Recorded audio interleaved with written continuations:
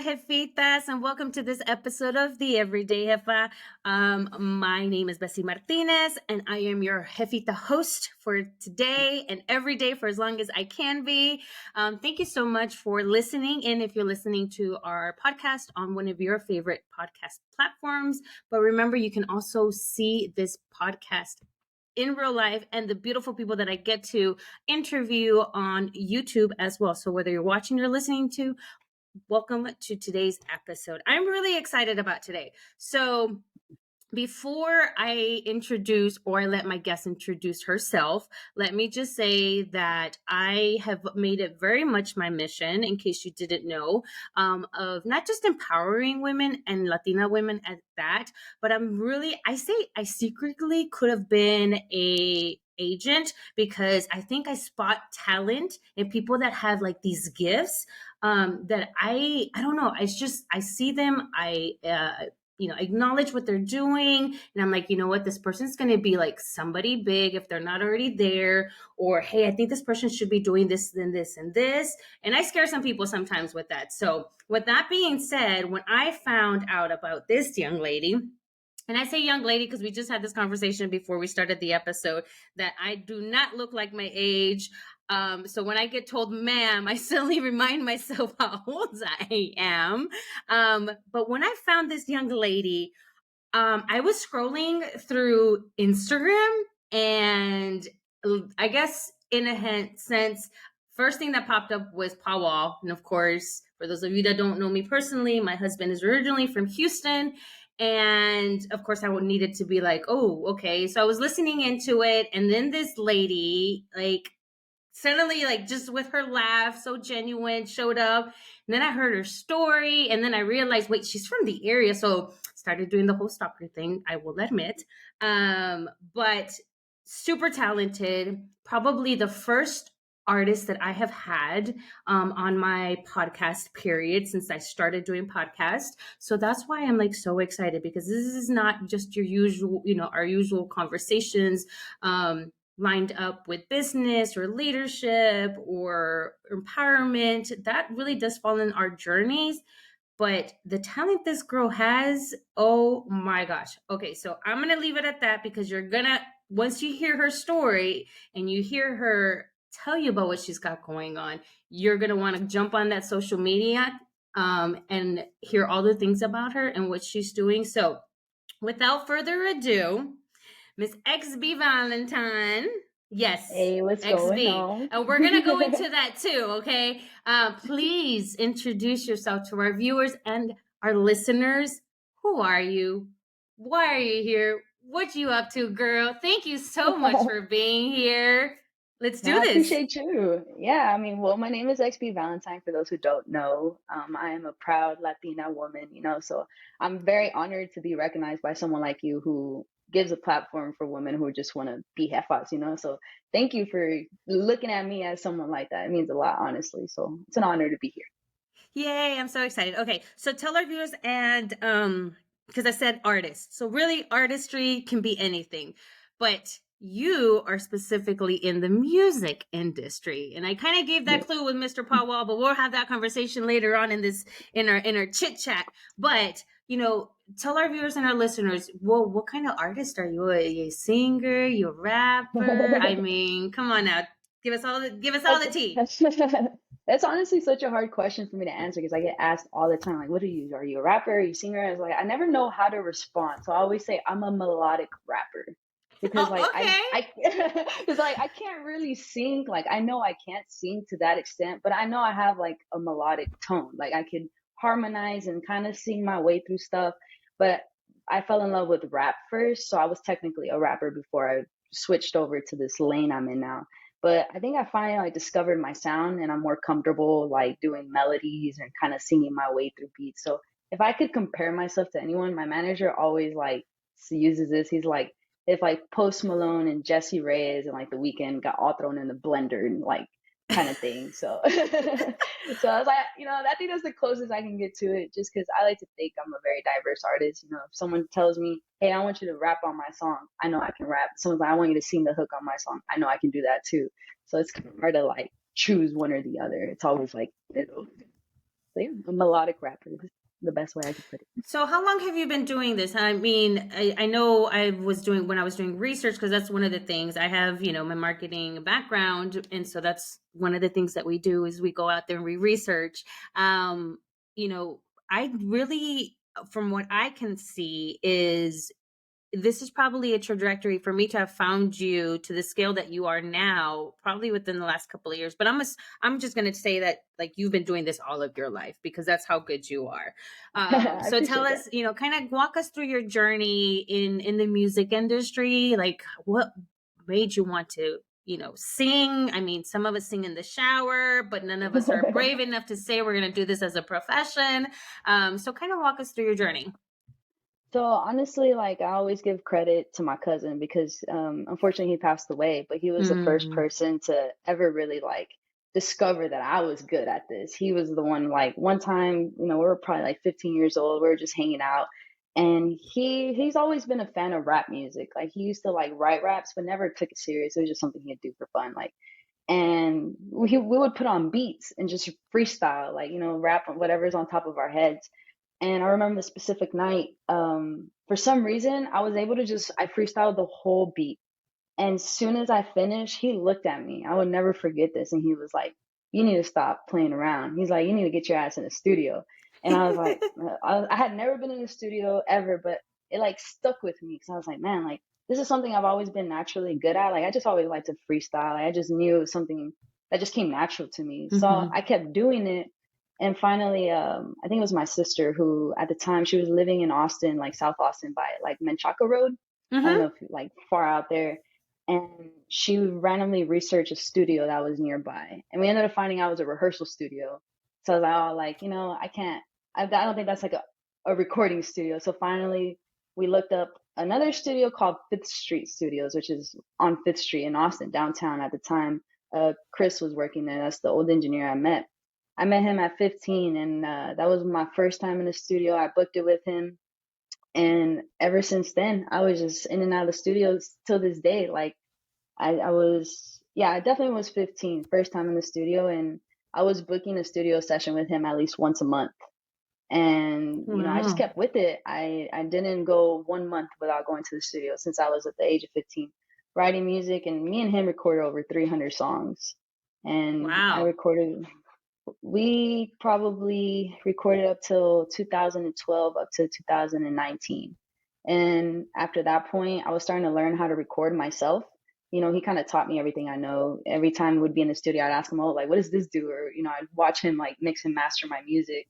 And I would just ask questions. And he was, nice enough to like actually tell me, like, oh, this is what I'm doing here. And this does this. So I finally bought myself a setup and started doing it on my own. And every time, like, I would record my rough drafts and then go to the studio and I'd be like, hey, look, hear this. And he'd be like, oh, yeah, next time try doing this or try doing that. So every time I was just going back and forth. Eventually, I finally got to a point where it started to sound exactly like when he would do it. So now I record everything by myself. Where I'm sitting right now, I have the mic right here. I just put it in front of me and record everything. And yeah, Wow. so I've been That's since nothing. That's 15. nothing to my karaoke night at home. There's a reason why it's called karaoke. No, no, ma'am. You can't catch me doing it. Mm-mm. I can barely keep up with the lyrics of TLC still, and it's been decades. That's Um, Yeah, it's funny because the one time I rented the private karaoke room at Punch Bowl Social. mhm. You can, and it's like you and your friends, and it was me and my girlfriend, and she was trying to like, I forgot what song it was, remixed to Ignition by R. Kelly. Oh. And where she was singing, and she was like, man, she was like halfway, she's like, how do you do this on a regular basis? She's like, I'm over here singing a cover and like I can't do this. She was like running out of breath, and I was like, damn, it's crazy to think like how it is for other people that don't Mhm. do this, but you never really think like how much it takes just to sing a full song. So that was just a crazy perspective for me. So how did you figure out what kind of like how to hone into what it is that the style, the genre, because there's a one thing that I learned is that there's a difference between what you like to listen to and what you could Hmm. potentially want to do yourself as an artist. So what kind of led you to end up being where you are now in the genre and the style of as an artist? Oh, I think it's tough because I think I have like so many phases. Like growing up, when I was in high school, I was real into boom bap rap. Like I was listening to like What Big is L and that? like MF Doom. It's like 90s hip hop, like Oh, like the see, you guys early say Jay-Z stuff. 90s hip hop to us older folks. Okay, that's why I was like, what is that? ¿Qué? It's funny because like I don't even know how I discovered that music. I think I was just on YouTube a lot listening to rap, but I grew up on so much different music, and I think that influenced a lot of where I'm at now. Like my mom, both of my parents are immigrants, so my mom got brought to the United States fairly young, so she kind of grew up with the American culture. So she was really into 80s punk rock, so like Journey, Heart, and like REO Speedwagon. And then my sisters are a little older than me. They grew up in the 90s, so they put me on to like R&B, like 112, Jagged Edge, and Mm-hmm. Keith Sweat and like that type of stuff. And then my cousin, the one I mentioned earlier, he put me on to like Zero and SPM. And then my dad was listening to like Mana, like the romantic Latin music. So I had like a little bit of everything. But when it's like started drifting away from all that, I got really into the weekend. In the weekend's older music was very like dark R&B, and I fell in love. I was like, well, I've never heard anything like this.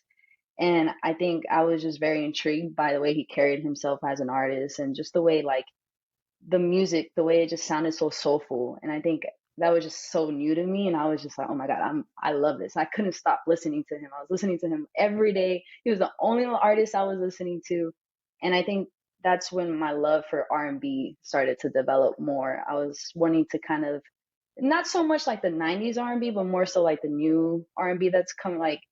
And I think hearing him and the way he would talk about his experiences was just like, oh, like he's doing it in a way that not a lot of people are doing it. And I loved it. And I wanted to learn more from him. So I started kind of just studying the way his cadences were and the way he would ride the beat. I was like, this dude is so melodic.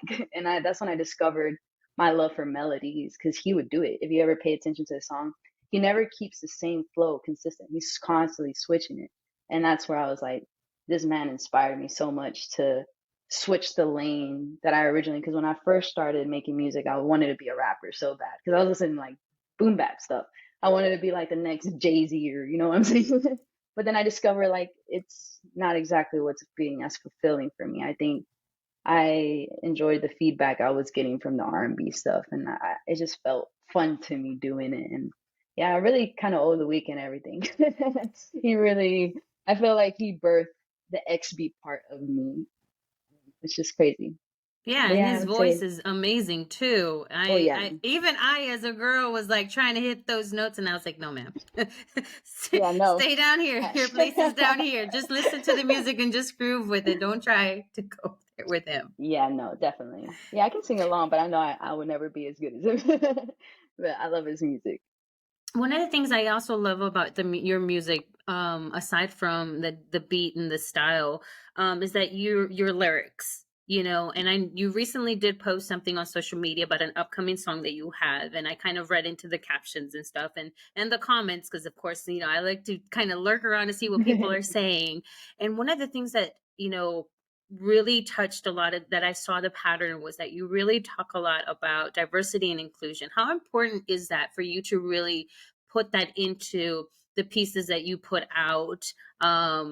Is it something that you're like, nope, this has to go out and has to have to say, or is it one of those, I'll give some flexibility, because I really do think that that's what really identifies an artist, is not just the rhythm and the beats that go together, but it's also the words that Mhm. that are added to these beats. They give meaning, and that's where people start to feel relatable.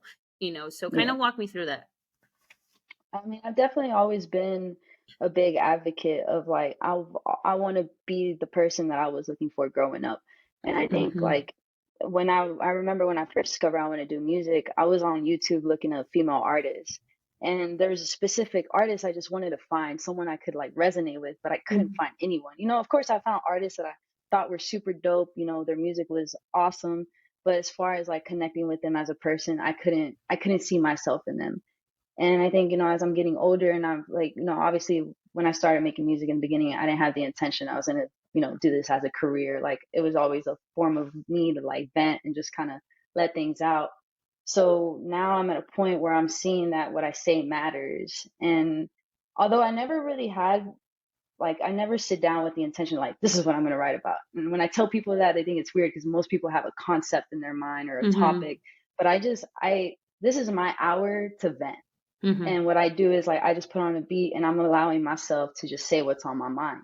And a lot of the Mm-hmm. times it's like something that I have already in here. So sometimes I write a song about something that happened years ago or something that's currently going on in my life. And what I want is people to feel what I'm feeling in that moment. Cause like that's what I pay attention to when I'm listening to music is I want to feel what the artist was feeling in that Mm-hmm. moment. Cause it sticks different, you know, you remember it more. And with like going back to like looking for someone who looked like me, I think about all because I was a chubby kid all my life, and that affected me a lot. You know, I had kids that Mm-hmm. picked on me, said things. You know, kids are mean. You know, they're gonna say whatever comes to their mind. And I also was very tomboy. So I remember growing up and thinking like I cannot relate to my female friends. And it was confusing because, you know, I'm also a part of the LGBT. So there were just so many things that were factoring into me feeling outcasted.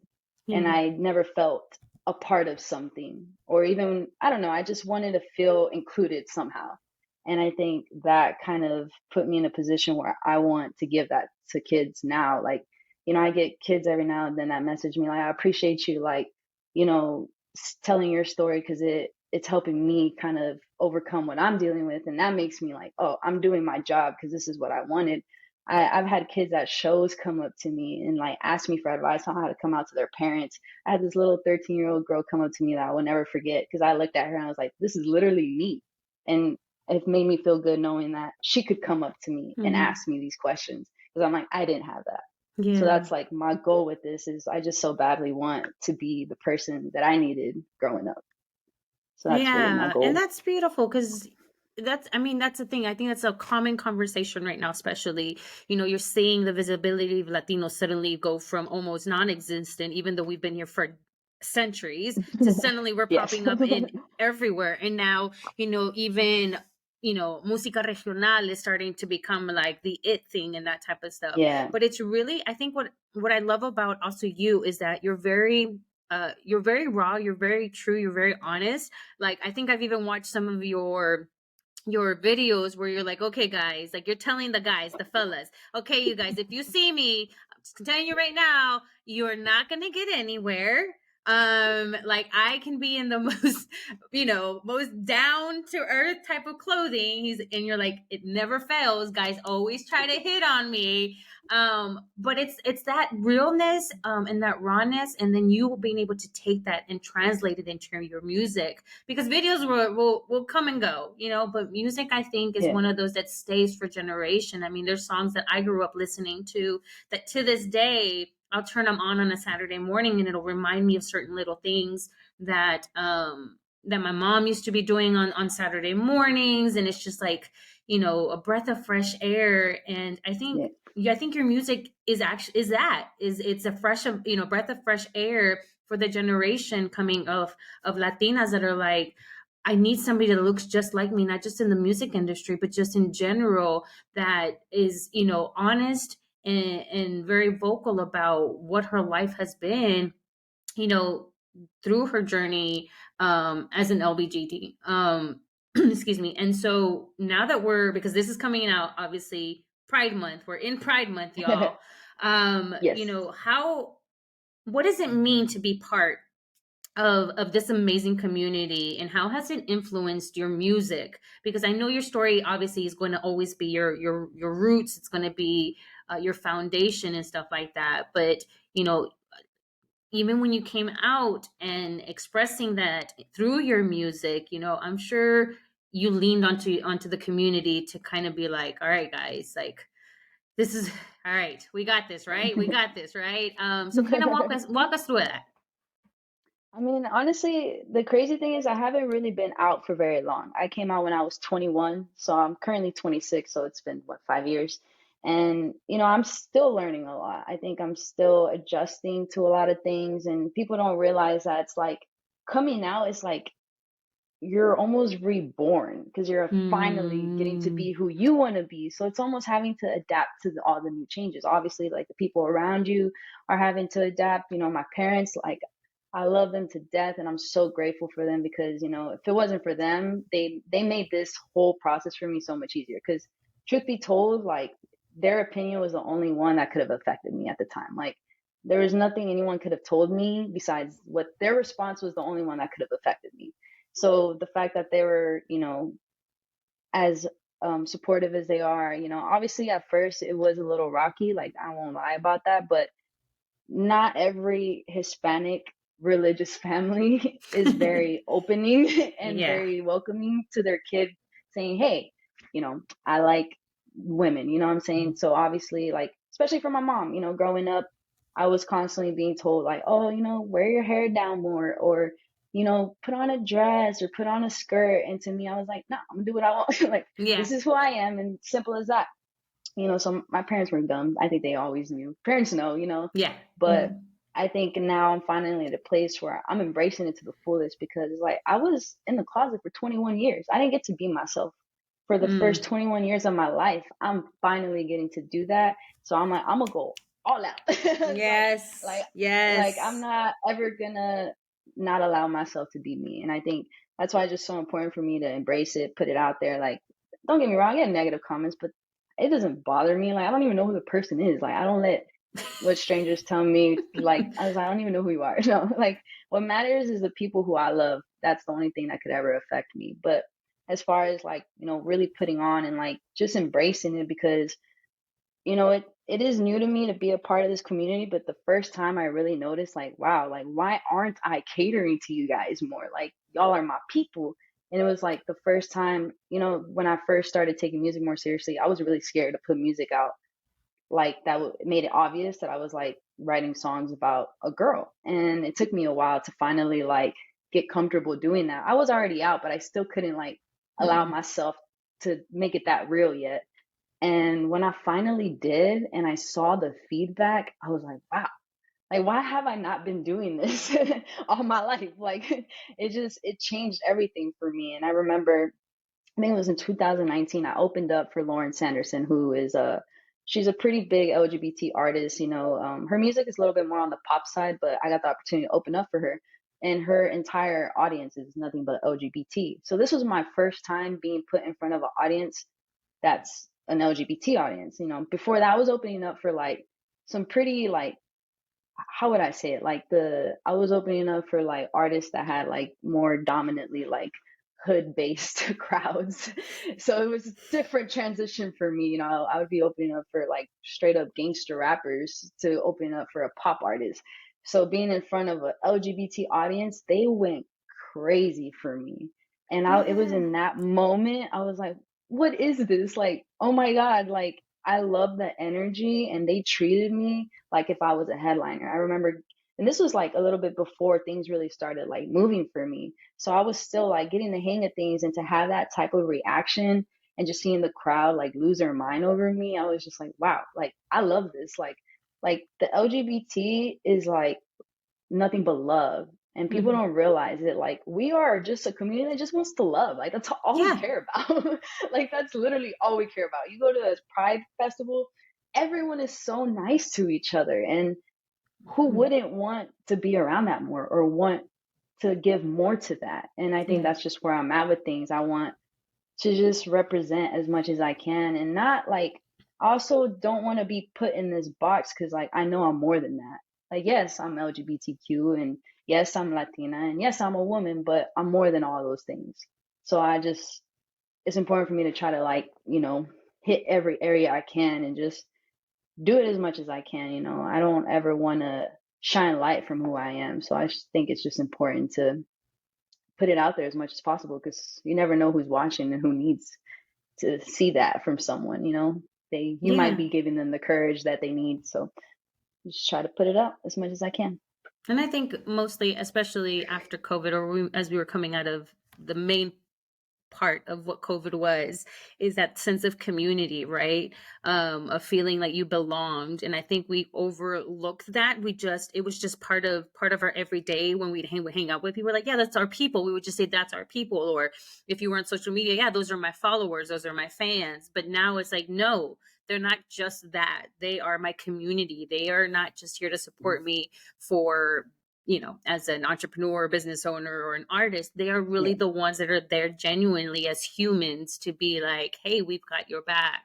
Or, hey, Yeah. we're going to support you the best that we can. Because I obviously, like, it probably took me a little bit to, when I was watching your videos, to kind of grab a sense. And I was like, oh, okay, well, this is freaking awesome, because like we don't have that, visibility as much, especially now these days. And the fact that she's out there doing the thing, and she's touching into everybody's heart, not just with the gifts and the talents that she has, but who she identifies as a human being.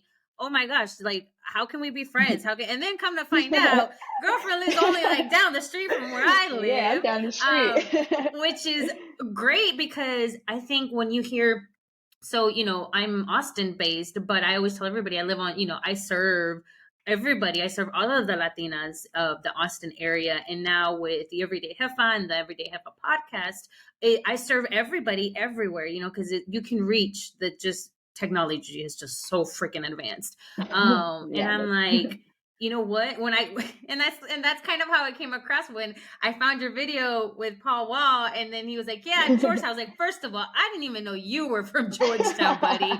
That's how clueless I yeah. am. And then you are, and I was like, "Oh yeah." See, no, I liked her before, but now, like, I think I like her even more. And then I started listening to your music and really paying attention. And I was like, no, I have to reach out to her. And if anything, just tell her that she's doing an amazing job. Tell her to please keep doing what she's doing. Because I know sometimes we just need that one person to be like, not to remind us, because I don't think we need that reminder. But sometimes it is nice to have somebody who's a complete stranger and say, you know what, I see you. And I Yeah. want to hold space for you. And how can I support you, or how can I help you in any capacity, right? And yes, that's exactly what I did. Is I DM'd her and was like, "Hey, girl, I love what you're doing. Please keep doing it. Let me know how I can support you." And that's basically what has led us to here. I mean, it gets to the point where you just start to know people and you feel like you've known them forever. And I'm pretty sure you have too. You've met people through, your career and stuff. What would you say was probably the highlight so far? I know there's so many, because I read all of the things and I was like, you've worked with Chris Perez. Oh my God. I don't even know where to begin with that. And I'm like, and then Paul Walk. And then I told my husband, and he was like, wait, what? And I'm like, see, I can't even. What is that one moment you can probably say was like the highlight, that sweet spot? And then what did, like, tell me, I want to know. Oh man, honestly, like I think it's gonna be the Chris Perez, meeting him, just because, well, the entire story Chris, if with you're him is pretty listening, crazy. Chris, if you're listening, you can come to the Jefita podcast anytime. Now, he's honestly the sweetest guy ever. So down to earth. And it all started because my manager is actually like, he's known, he also does podcasts, and he's also like routes tours. So he just kind of knows a lot of people. And at the time, he was doing business with Chris, and I had just finished recording a song called Hate the Way. And I sent it to my manager. He's like, this is a really dope song. He's like, I got an idea, but he didn't want to tell me. I was like, okay. He's like, I'm gonna just hit you up in a couple of days. I'll let you know. He's like, I sent the song to Chris. I was like, Chris who? Like Chris, like I was just like, which Chris? He's like, Chris Pratt. Like Selena? Like Chris, like Selena and the Dinos, Chris? And he was like, yeah. I was like, why'd you do that? Like, just sent it to him just cause? And he's like, nah, I got an idea. He's like, he sends me the response to, he sends the song to Chris, and Chris is like, this is a smooth song. I like it. But with no context, he just sends them the song. And Chris just responds that he listened to it. And my manager was like, how would you feel about doing like a guitar solo on it? And Chris is like, I got you. Just like that. And I'm like, okay, like this is cool. Like I would have never guessed Chris Perez would be playing guitar on one of my songs, but I was not complaining at all. I was like, let's make it happen. And eventually, and it's crazy because it took him about a month to finally do it. And maybe like a week before he finally gets it done, my manager calls me. He's like, hey, I got someone on the other line with us. And I just hear Chris like, hey, he's like, XB, I just wanted to get on the phone with you to let you know. And as I'm on the phone, I run to my mom's room. I was like, Mom, I was like, Chris Perez is on the other line. And she pulls out her phone and starts recording me on the phone. So I put him on speaker. And he's just like, your manager sent me the song. I just want to let you know, like, I'm going to get it done. Because I just wanted to call you myself and let you know, like, I'm going to get it done. I don't want you thinking I'm like blowing you off. And in my head, I was like, he literally just called to let me know he's gonna do this Aw. for me. Like, he doesn't even have to do this for me. Like, Mhm. and it was just all out of love, and I was just tripping out. It's just I didn't know him, and I didn't know what to expect. So the thought, like, he really just called me. I'm nobody. Like, he doesn't even know me. He just wants to let me know he's gonna get this done. And I was like, take your time. I was like, don't worry I'm about not it. going anywhere. A week later, they send it to me, and I'm just like listening to the song over and over again. I'm like, whoa, this is crazy. Like, he's really playing the guitar on my song. And I hadn't met him in person at that time, and I finally got to meet him. I believe my manager was finally going to interview him. We went to San Antonio. There's an artist out there. He goes by AJ Hearns, and he has an Airbnb out there that he allowed us to go and film the podcast. So that was my first time. And he comes up to me and shakes my hand. He's like, "Hey, it's so nice to finally meet you, XB." I'm like, "Whoa," said my name. Like, I'm just like tripping out. I'm like, okay, like, and then, it's a couple of us in there, and I think at some point he brings out a bottle, and he's like, "You trying to take a shot?" And I was just thinking, like, oh my god, like, I just remember tripping out. Like, this dude is just like talking to me like it's nothing. And we just kind of like had small talk, and he's so nice, so nice. Like, I can't even like, I'm not even exaggerating when I say this man is down to earth. Like, in his mind, he's just Chris Perez. He doesn't view himself Mhm. as anything but that. And that's so admirable, because when he goes anywhere public, it's crazy. Like, people swarm around him. But in that moment, I was like, wow, like, I'm just talking to Chris right now. And that was refreshing. And I felt very fortunate. And I think in that moment, I'm like, wow, like, this is the closest I'll ever be to Selena. But it was more so like, he's just allowing himself, like, he's giving a very raw version of himself to us right now, and that was cool to be around. Like, he was telling us off camera stuff, like, just different things, and I just felt fortunate enough to be in the room at that time and just hear him talk about his family and just stuff that he wouldn't be telling people on Mhm. camera. And it was just cool to really get to know him as a human being, I guess. And I think that was like a surreal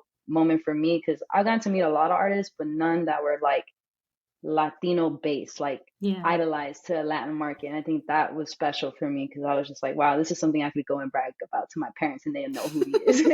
Because a lot of times I tell them I'm hanging out with certain people, they're like, I don't know who that is, but that's cool. Oops, Good for right you. over their heads. but Chris Perez, they knew, so that was really cool. That was a moment I'll never forget. Well, now that He you can mentioned me in check the that off interview of your too. bucket list. Oh yeah. Yeah, that I can. But it was really cool. He actually mentioned me in the interview that he did with my manager. He's like, "Yeah, I'd be seeing XBValentine. She's out there working." I actually used that clip and put it on a documentary. It's his voice saying this about me. But that alone was a trip. So Wow. yeah. Wow. It's just, it's that synergy, like when you're aligned and you're doing the thing, authentically out of you, and you're just doing it because that's who you feel like you are. And you do see yourself wanting to do so much more. I'm one of those, I say weird ones, but now these days it's more like a common thing that like has the whole astrological thing and the moons and the shifts and the retrograde. I'm that person. No, I But I believe really, it. yeah, but I think No, it really, I'm like this. but it really has a lot. I really do feel like there is a lot of like, like it's for real. But Yeah. I think it's when those types of things happen, like you're really truly aligned with who you are, what you're doing, what you're wanting to do, whether it's make the world a better place. Things happen in your life that you're just like, wow, that just happened to me. And I think that whole Chris Perez situation there is exactly that, the fact that that Yeah, was the first 100%. person that your manager thought of. Hey, hold on. You know, what would you say, or what advice would you give, somebody wanting to kind of step into a role like you have been carrying, but at the same time, they're right where you were when you were a kid, where you were trying to figure out your identity? Because let's be honest, there's not, unfortunately, too much of a difference of when it comes to coming out 15, 20 years ago than it is now, Yeah. and for us here in the state of Texas, it's also an even bigger challenge and conversation that we're having to have.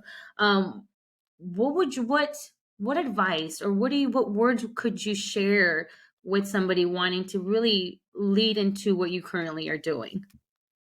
I would say the easiest thing to do is just be yourself. I think it takes too much work not to do that, and it's so draining. And I've seen firsthand how effortless it is just to be you and what happens when you do that. Like, you don't have to work too hard to get stuff when you're just real with people and you're just transparent. Because, I've seen what happens when you aren't that way too. You know what I mean? I've seen what it does to you as a person and what it does to the people around you. So it's just so important to embrace who you are. Like, we can't change who we were born as, like, so we got to embrace it. And when you do that, everything else is going to come full circle because you're just being authentic and you're putting into the universe what is going to eventually come back because you're just being, sometimes you just got to be real and allow yourself to also feel things 100%.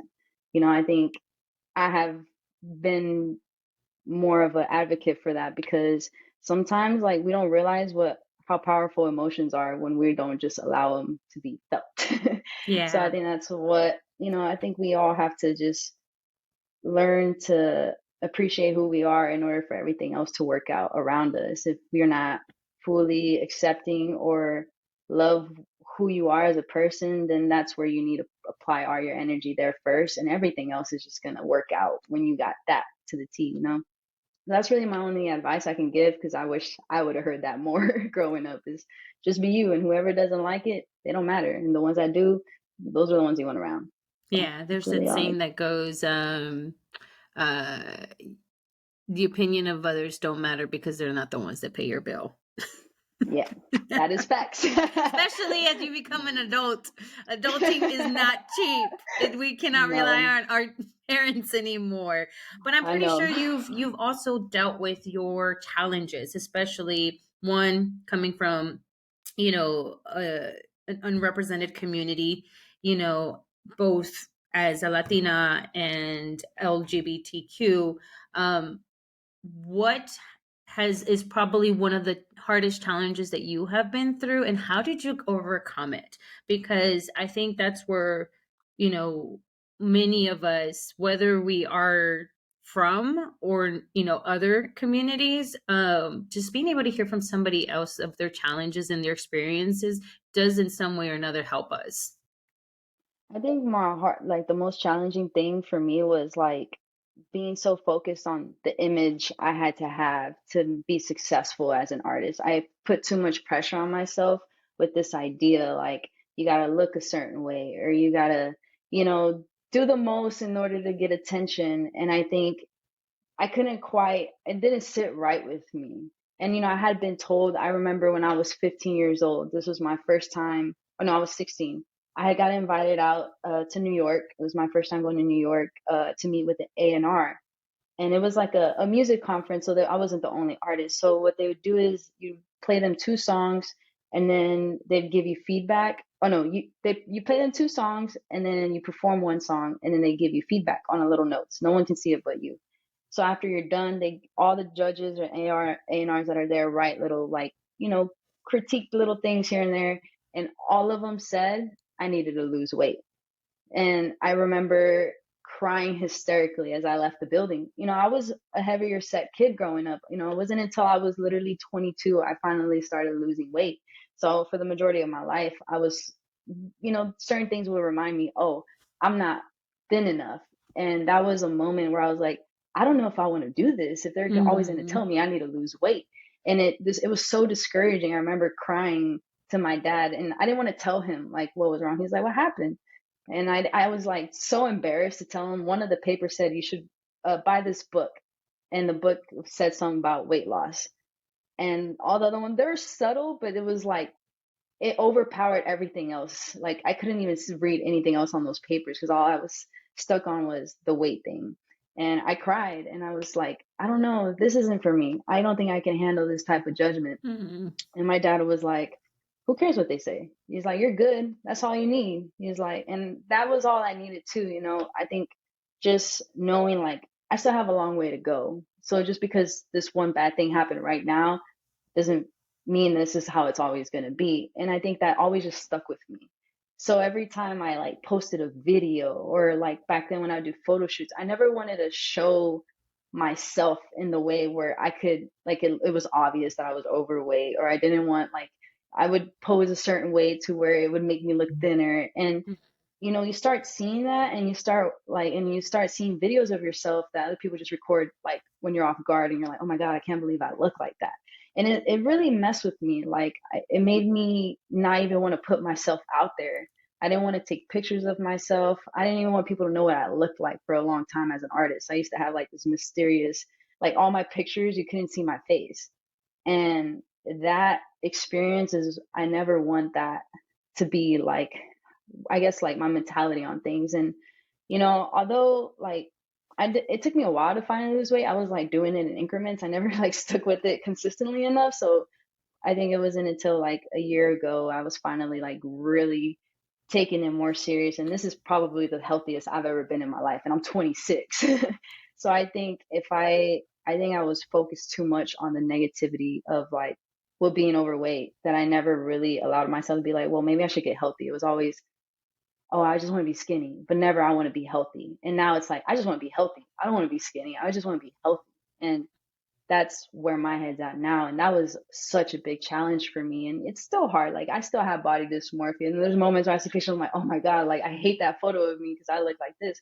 But I also have to remind myself, like, oh, that girl that was in New York crying on leaving that office building, to keep going and to become the best version of myself, so I could show her, like, look, remember, you almost gave up that day. You almost didn't want to keep doing this, and now I'm here. So I think that was Applauding you. thank Yay. you. Yeah, it does. It does take it. One, it's already emotionally draining to hear those or even read, much less, read those from people that Yeah, you are hoping they can see the talent and not, just what their eyes see. But you didn't give up. And I mean, I applaud you for that, because thank you. you're being honest and saying, I'm still working on it. I'm not perfect or whatever. But that definitely, unfortunately, I think I've heard time and time from many artists when they started, that if that was their situation, that was one of those first things. Everybody was trying to fit you in a box. Hmm. And so, I'm proud of you that you were like, nah, I'm good. I mean, chillona, pero chingona, because we're going to keep moving forward. Yeah, it's all good. We kept So going. I want to know, and I'm pretty sure everybody else, where did XBValentine come from? Okay, because I Oh was man. like, so I have a couple of friends that are DJs, and I told them, I said, I'm sorry, if I know your legal name, I'm gonna call you by your legal name. Because at this point I can't keep walking around saying, hey, we're friends, but I'm like, that's your artist name. Like, you probably know things Oh about me man. that nobody else knows.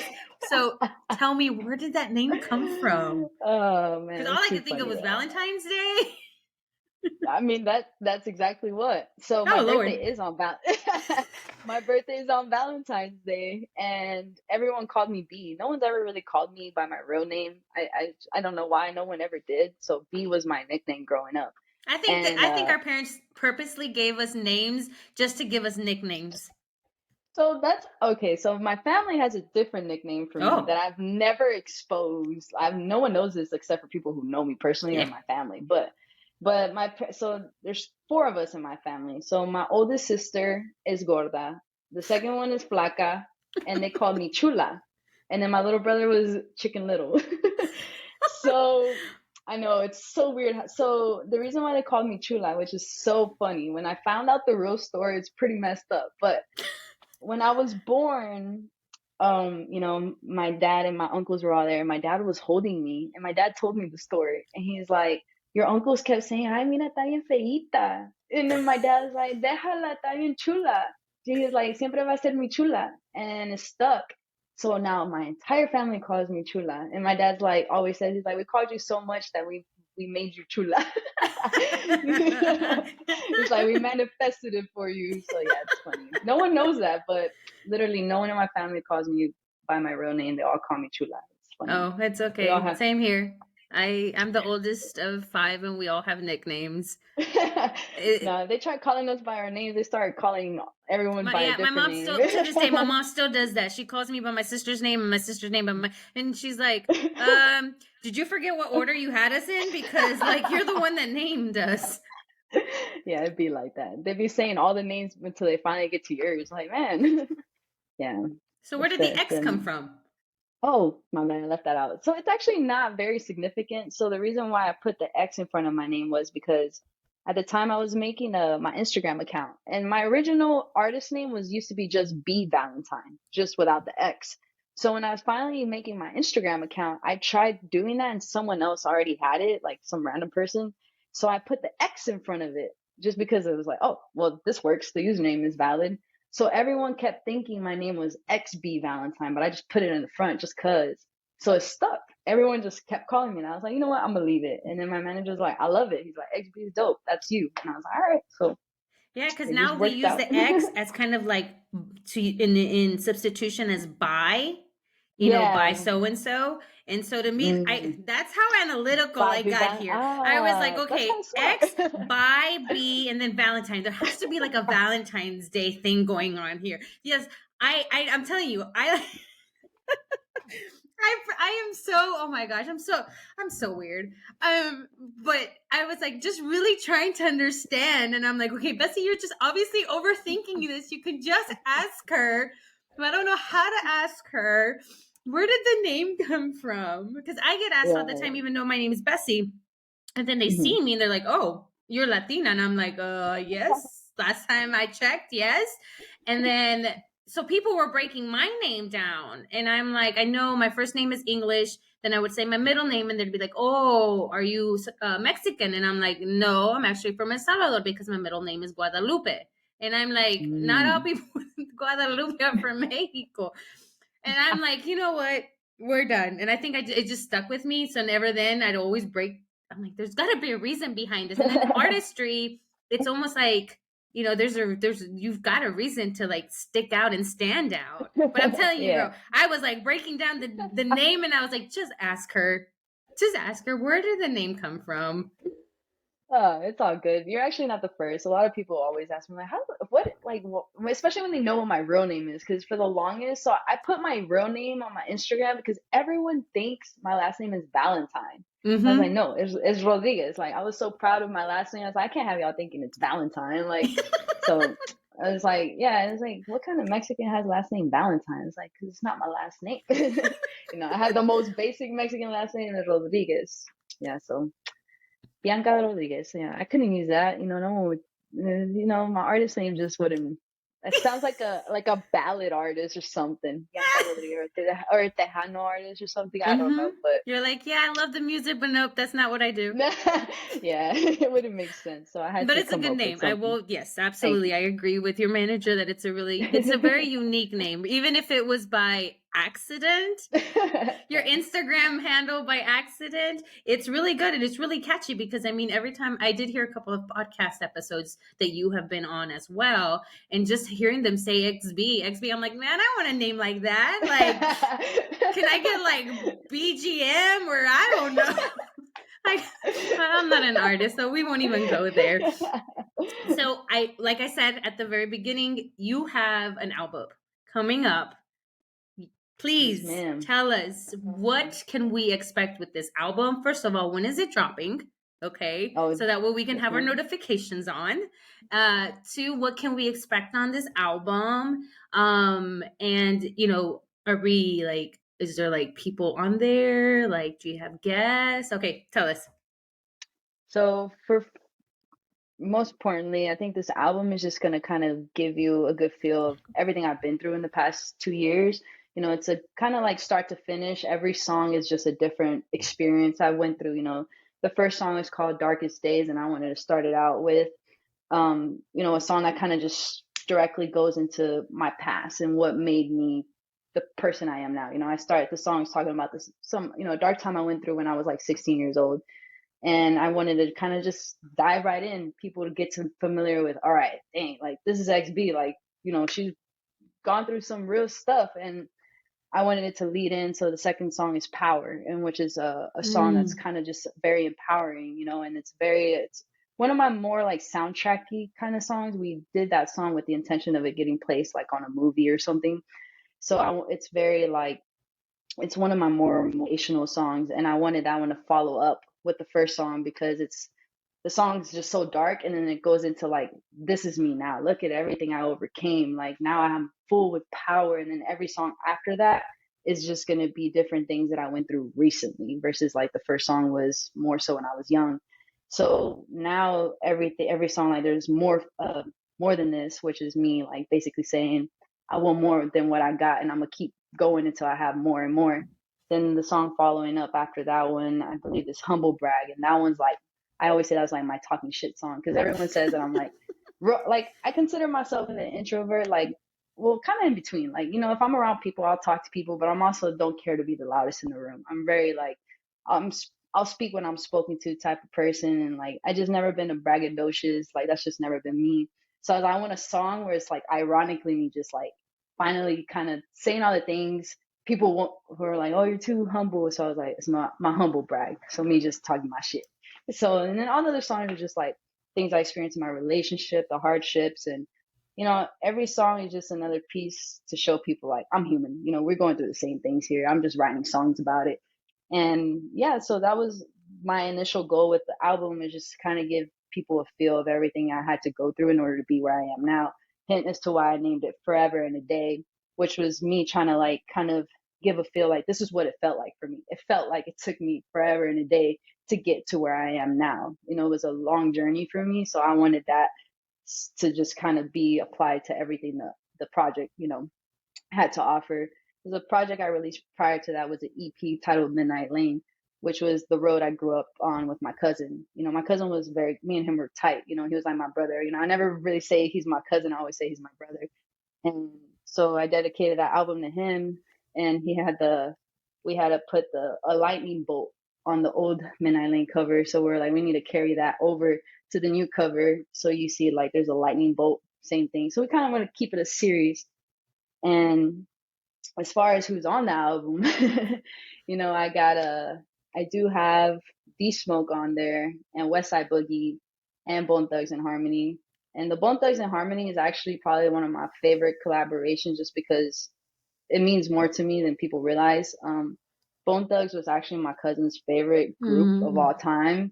I mean, we used to listen to them growing up, which is, by the way, since you do live in Georgetown, my cousin his little brother is opening up a food truck park in Georgetown called Crossroads Food Truck, which opens June 17th. So we're doing a free event. So everyone's welcome, you know, to vendors, you know, it's going to be super cool, and it's all dedicated in loving memory to him, to my cousin that goes by Cheps. So I don't know if you've ever heard of a restaurant called El Charrito. You ever heard of it? It's a little pink house right off of Austin Avenue, passing the monument across the old jail. Yes. I mean, I So literally had to that's like drive in my brain going, okay, where's she taking me? Yes, yes, I see yes. it. So that's actually my family's business. So Huh? I worked there for 6 years before I became an artist. Yeah. So if you ever, you know, Now pull I up, let me know. Be know. like, We'll Bessie, pull you're back up. again? Yes, you told me come. I'm sorry. I just like the food. But yeah, this album is just, you know, I'm excited to put it out. I think a lot of people have been waiting for it because I've been putting out singles for the past year. I haven't given people a full project in a while. So I'm excited to just give people an insight of who I am as a person and just kind of what I've been through. And, you know, I think everything I put out, I try to make it to where the listeners can make it theirs too, and not just all about me. So yeah, Oh, June well, I'm 16th. excited, very much so. And viewers and listeners, aka my husband, he told me to give him a shout out. Shout out to Trey Rudy. He actually is the one that wants to know this question, Okay. especially after I mentioned that he is from H Town. Oh my gosh, I think I sometimes even like hide because I'm like, yes, that is whom I married, but he's a good man. um, his question is: after working with Paul Wall, did you get a grill, or are you going to get one?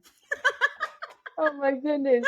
That's funny because, man, a lot of people have asked me this, but it's funny because I think or no, it was Paul Wall's manager joked about it. He's like, so when you gonna get your grill? And I was just like, man, I was like, I don't know if I could pull it off. I don't think it's me. I mean, if he was ever like, hey, I'm Maybe gonna on get the you one, maybe on the bottom, but on the top, I don't know about that. Like, some girls can pull it off, but I don't uh-huh. know about me. Like, some girls really can, but I ain't one of those. But I'll have it just to like put it in a box and frame and be like, Paul Wall gave me this. And that's Yes. about it. Okay, I'll let him know then. Because seriously, like I was letting him know that we were gonna, have this interview, and he was like, "Okay, so this is what you're gonna say." And I was like, "Excuse me, this is my podcast, sir. You can have your own, and you can do whatever and ask all the questions that you want." But it's because, of course, he also told me, he was like, "I love her music." He was like, "I can't wait to Oh, like." He was like, "Yeah, I want to go to one of her shows," and oh, that'd I be dope. don't I say this because he's not very much of the ones to like express himself when it comes to a lot of my projects. He's kind of like the supporter, the cheerleader, Yeah, I in feel this that. guide on the sidelines. But he really genuinely was really excited when I sent him all of your Oh. stuff. And I was like, "Hey, she's like from right here." He's like, "Yeah, we should go to one of her shows." And I was like, we'll get there. Just baby steps. Baby steps. Let's get No, through we this like podcast him. episode first. But no, girl, that's what shows, your hard work's paying off, and we're watching it, we're seeing Thank it. you. So, I appreciate that. please keep doing what you're doing. Don't ever change. Please don't ever change. If you need somebody to remind you, I promise you all the jefitas out here watching and listening are gonna be there right for you to not let you move from anything that you're doing. But please tell us, how can we support you? Where can we find you? Where can people find you, either on the road or a gig, or of course, like you said, albums dropping on the 16th. Yes, ma'am. All right. And I said, so I was like, hold on, I'm saying it because I'm from the South, okay? And not saying it because I think you're like older. I know It's we had that conversation. Like, please it's don't call fine, me it's ma'am. fine. It's like such a habit. I Yes. do it to people even who are my age. So Yes. yeah. But everything's the same for me, my Instagram, Facebook, TikTok, Twitter, Spotify, Apple Music, literally all of it is the same. If you just type in XBValentine all together, no spaces, I'll pop up. Even on Google, you just type that in, everything will pull up. So to make it easy, try to keep it all the same. But yeah, June 16th, Forever in a Day drops, and I do have a show this weekend in Houston. If anyone in Houston wants to pop out and come show love, I'll be there with K Camp. Yeah, I appreciate you having me. This was super dope. Yay. Well, thank you again for coming and, to the show, being part of this. I really appreciate it. My mission, as I always said, is to continue empowering everyday Latinas out there making boss moves, making jefita moves. And you are a prime example of out there doing the thing, making those decisions for yourself, for your life, and just kind of taking us along for the ride. And so we cannot thank you enough for allowing us the space to be part of your journey. Please keep doing what you're doing. Jefitas, again, if you liked what you just watched or listened to, please make sure that you follow her. You know, the more that we embrace each other, the further we can all individually go. So, tell your friends, tell your other jefitas. The Everyday Jefa podcast is here to support and empower you every single day with anything that we possibly can do for you. Make sure that you check us out on all podcast platforms and our YouTube channel. And if you really, really like us, make sure that you leave us a comment and that you share with your friends. Y hasta la próxima, jefitas. We will see you. Keep out there bossing up. Nos vemos. Yeah.